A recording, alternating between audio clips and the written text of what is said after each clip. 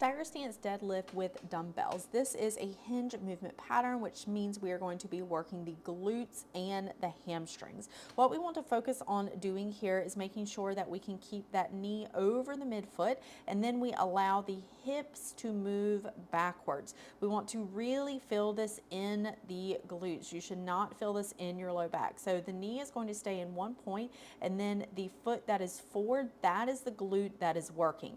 That glute needs to come back and lengthen. You only want to go so far down with your hands as your glute lengthens backwards. It really doesn't matter if you touch the ground or not. We want to make sure that we don't arch our back and flare our rib cage up like you see me doing here. We also don't want to tuck under. Notice how my glute is really tucked under and I'm overly arching through my mid back, or my chin is tucking down towards the ground. We also don't want to turn away from the hip.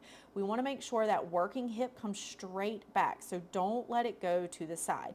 As you see me doing here, you're going to come back with your hip. The knee is going to stay over that midfoot, and we want to make sure the hip keeps coming back. It does not matter if your hands touch the ground.